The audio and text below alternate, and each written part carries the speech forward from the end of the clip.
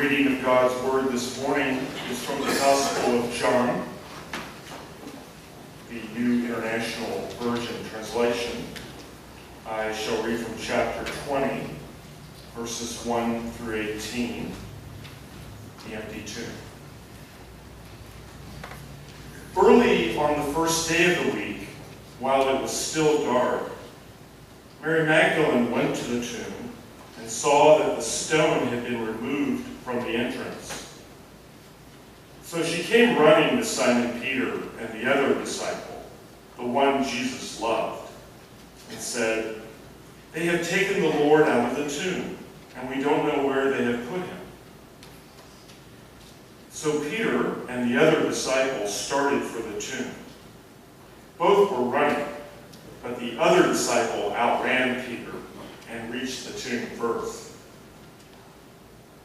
He bent over and looked in at the strips of linen lying there, but did not go in. Then Simon Peter came along behind him and went straight into the tomb.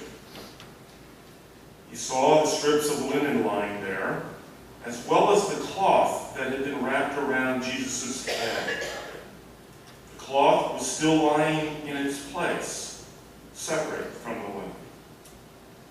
Finally, the other disciple, who had reached the tomb first, also went inside.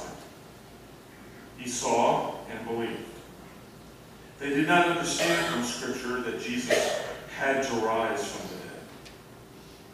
Then the disciples went back to where they were staying. Now Mary stood outside the tomb crying. As she wept, she bent over to look into the tomb and saw two angels in white seated where Jesus' body had been, one at the head and the other at the foot. They asked her, "Woman, why are you crying?" "They have taken my Lord away," she said, "and I don't know where they have put him." At this, she turned around and saw Jesus standing there, but she did not realize that it was Jesus. He asked her, "Woman, why are you crying? Who is it you are looking for?" Thinking he was the gardener, she said, "Sir, if you have carried him away, tell me where you have put him, and I will get him." Jesus said to her, "Mary." She turned toward him and cried out in Aramaic, "Rabboni," which means teacher. Jesus said, "Do not hold on to me, for I have not yet ascended to the Father. Go instead to my brothers and tell them, I am ascending to my Father and your Father, and to my God and your God." Mary Magdalene went to the disciples with the news, "I have seen the Lord," and she told them that he had said these things to her. The word of God for the people of God. Thanks be to God. So I don't know if you're as glad as I am that Easter is finally here. And I can turn on the radio or go to a store and not get bombarded with all those Easter carols. Stuck in your head, you know. It's tough. I served a church where we used to have a homeless service in the morning. And on Christmas and Easter, we'd have a worship service for the homeless and then a big breakfast. And so we would try and pick out songs for the holidays that they would recognize and be able to sing and knew by heart. Now Christmas, there's a ton of Christmas carols and Christmas songs that people just know by heart and could sing. Easter's not that easy. Not a lot of Easter songs that people know by heart and could sing. And maybe you've got, "Here Comes Peter Cottontail hopping down the bunny trail." Once you move beyond that, you're kind of lost. But now, Easter's here.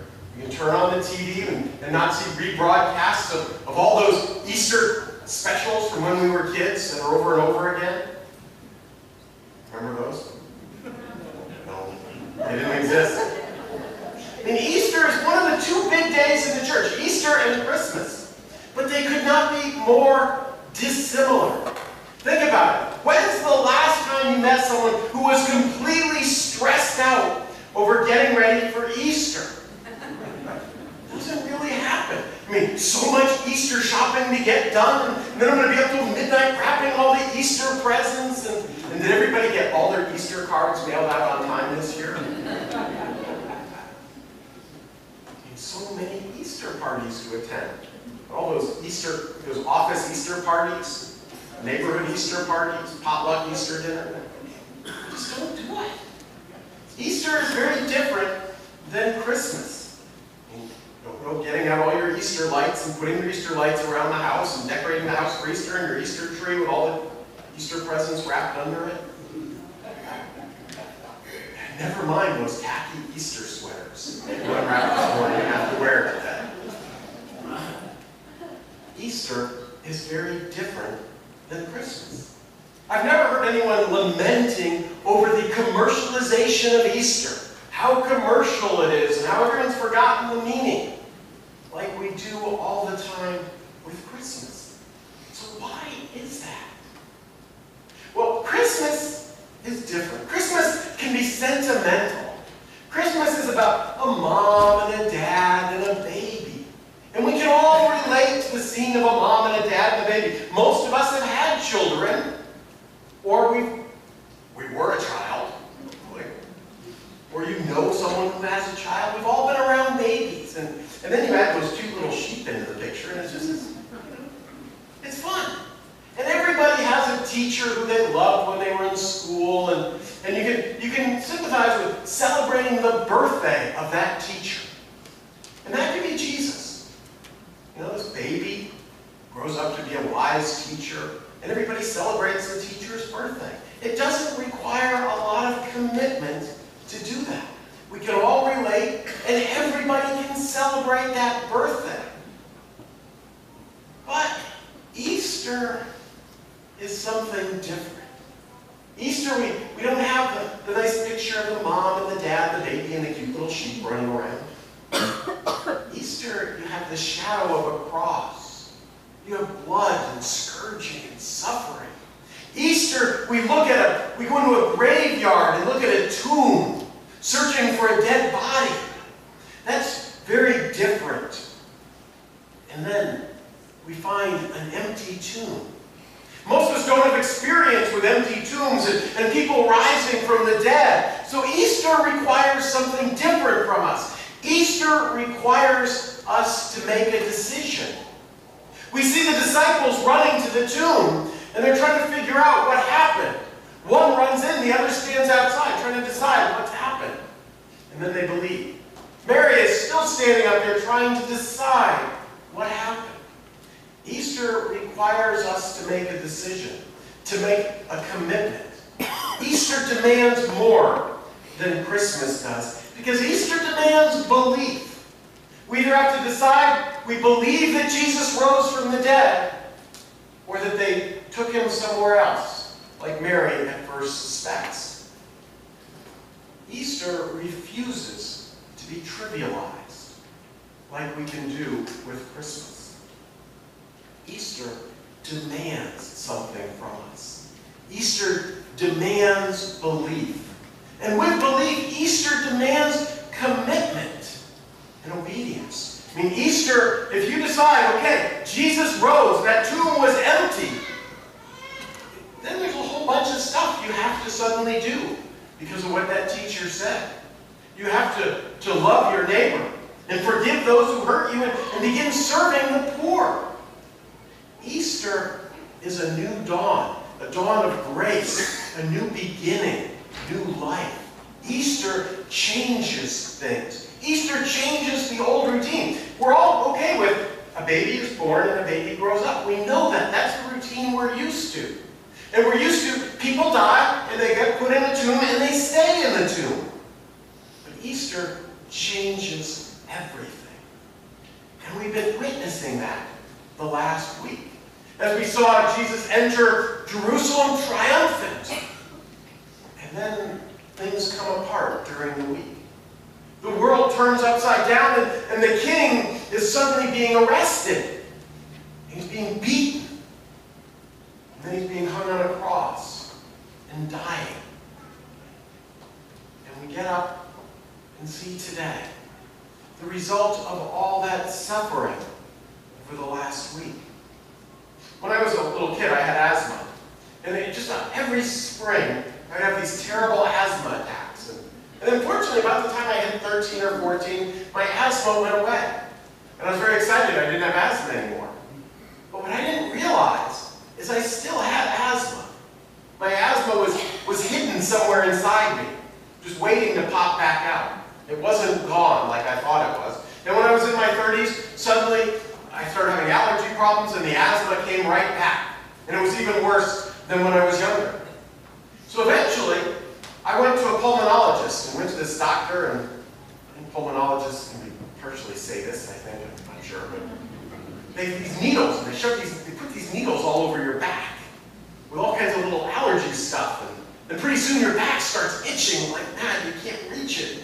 It hurts from the needles, and then the itches, and then you have to sit there for 15 minutes while they get these big red welts where they're in there, and they're itching like mad. And you just sit there and you suffer for that longest 15 minutes of your life. But there's a purpose to the suffering they put you through. Because as they figure out what you're allergic to, they can begin treating your allergies and solve your allergy problem so that way they can solve my asthma. And I haven't had asthma problems in 10 years as a result of that pulmonologist. It's been wonderful. But I could have continued to try and just treat my symptoms, just take more and more Benadryl. But by treating the symptoms, I wasn't solving my asthma problems. By going through that little bit of suffering, we were able to get to the root cause of the problem and solve it. And that's what we see over the last week. We see humanity, and each of us, every one of us, sitting in a problem. And the problem is we have sin in our lives, and we try and be good, we try and take care of things, but we can't. We keep falling short. We keep messing up. And so God says, okay, I'm going to take care of this. And I'm going to get to the root of the problem.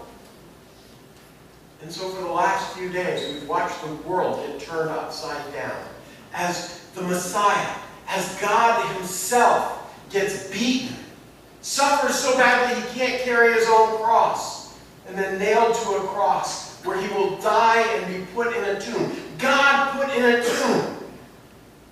And because of that suffering, today, we approach the graveyard, and we see the tomb with the door open. And as we approach the open door, we find that the tomb is empty. And God has solved the root of our problem. Sin is no more. Death is no more. Everything is changed. And that door, that empty tomb, becomes the door to new life. But we have to be willing to step through it and make that commitment in faith, as Peter and the disciple did, as Mary will eventually do. We have to step in faith. And God is calling us. Back in 2001, St. Louis, the zoo in St. Louis, opened this new lion exhibit, this big cat lion or something. And it was one of those zoo exhibits where it's like natural and the lions are wandering the savannah. And they had this bridge that went over the center of it so people could stop and look down and see the lions wandering in their natural habitat. Well, it was new and apparently it wasn't real well designed. And so on the second day it was open, this mom was wheeling a stroller over it, and the child's blanket fell down and got caught in the wheel, so the mom had to get down and get the blanket out of the wheel, and she popped up and looked around, and her two preschool boys were disappeared. They weren't there. And she jumps in here and says, Mom, look, a lion. And she looks at, they crawled through the fence. And they're out on a big ledge, or a big rock, and staring at two lions down below. They're in real danger. Well, the mom doesn't panic. She doesn't start screaming, get back, get back, get back! And she's afraid. That would cause the boys to panic. And if the preschool boys panic, they could stumble or something bad could happen. So the mom walks over to the fence and she gets down on her knee and she calls the boys. Hey boys, come on back. I want to give you a big hug. And the two boys, they toddle back, they climb back through the fence and give their mom a big hug. The mom has her love and their love for her has saved those two boys from a danger that was much greater than any danger they could have perceived or realized. And God is doing the same for us in this empty tomb. He's calling us with love. He sends his Son because he loves us. And he's calling us to step forward, step through that door as he's come to rescue us from a danger greater than any we could have ever imagined. But most of us still wonder about that. We wonder because we're living on Saturday. Think about it. We got Maundy Thursday last week. We have Good Friday and all this stuff happens. We have today Easter Sunday. What's Saturday's name? Does anyone know what yesterday's name was? Maundy Thursday, Good Friday, Easter Sunday. Yeah, some of us just call it Holy Saturday because we can't figure out something else. But it really doesn't have a name. It's just kind of a day of grief and mourning for the disciples. Jesus is gone from them and they don't know what to do. It's a day of waiting. In human history, since that time 2,000 years ago, we've kind of sat on Saturday. Just kind of grinding through, waiting, watching, not knowing. We've heard the promise. We've seen the promised land in the kingdom, but we're still waiting for the full fulfillment and wondering as we gaze at this tomb and we wonder, can we really trust God to make something beautiful out of suffering? Can we really trust God to make something good out of pain? Can we trust God with all the problems we see in the world today? The Middle East and Asia and poverty and just all the suffering. Can we trust God to make something out of that? It's Saturday on planet Earth. But think about it. We've tried to solve these problems and we keep trying to solve them and we keep falling short. It's Saturday on planet Earth, but we've seen Sunday. And Sunday is an empty tomb, a new beginning. But Sunday requires us to make a decision. Do we believe God can make something good out of the suffering? Do we believe that the tomb was empty? Do we believe that Jesus Christ is risen? And if you say yes, I believe God could take the suffering of Good Friday and make something wonderful. Yes, I believe that God made an empty tomb. Yes, I believe that Jesus Christ is risen from the dead. Then it requires that we admit in faith that Jesus Christ is Lord. And it changes everything. It requires obedience. It requires commitment. And we can no longer sit back and sentimentalize a day like we do with Christmas. Because Easter changes everything. Hallelujah! Jesus Christ is risen.